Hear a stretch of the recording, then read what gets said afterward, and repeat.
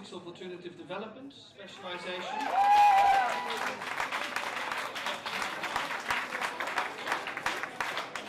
Rachel Korean as convener.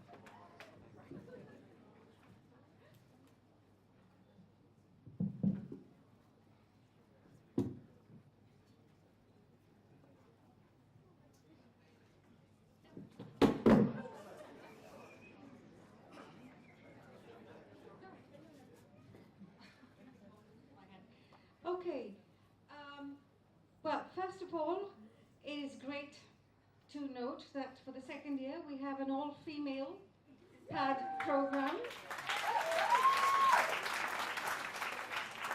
We are very proud of you, and all of you have done extremely well. I would like to give out the certificates, the diplomas, and after that, I'd like to say a few words about you and about the PAD program as well. So let me start off with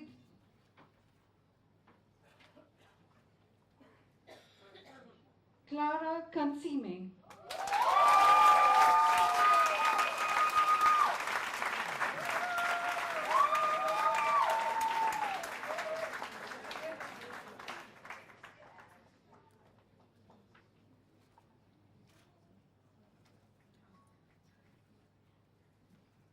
Ana Maria Soto Blanco.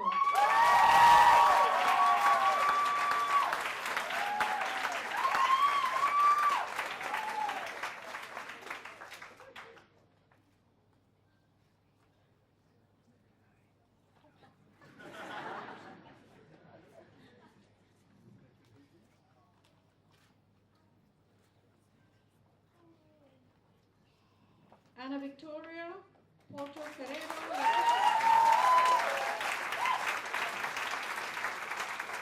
She has got a B+ with distinction.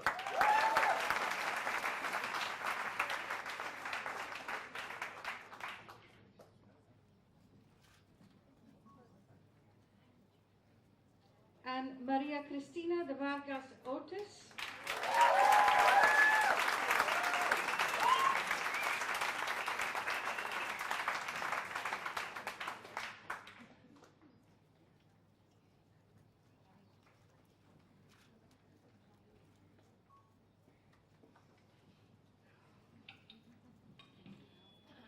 Well, can I take my 2 minutes now? Because I think it's important to announce that after some 2 decades, the PAD program has been closed. So this is the last year you've seen a specialization such as Politics of Alternative Development. I thought it was opportune at this point to quickly just scan over the contribution this program has made both to ISS and to development studies. It started some 2 decades ago, as I said, with a teaching staff that was really, that had the vision to challenge some of the mainstream development. In the 90s, a group of staff, and this included Martin Donbos, Fritz Wills, Buster Hai Fortman, Mohammed Salih, Jan Nederven-Peters. They came together to start what they called Alternative Development Studies, Politics of Alternative Development Studies, Politics of Alternative Development Strategies. Over the 2 decades, this group of people, and later joined by myself and Kees Biekert, they pioneered an enormous amount of very important courses and teaching, which are now, I think, taken up by all of you. I don't know how many of you are aware that PAD was the first program that actually talked about sustainable development, environmental politics. It was also pioneered the discussions and the courses on international communication technology and globalization, participatory methods, empowerment strategies, NGOs and civil society building, alternative participatory methods, alternatives in the context of economic restructuring, to mention just a few.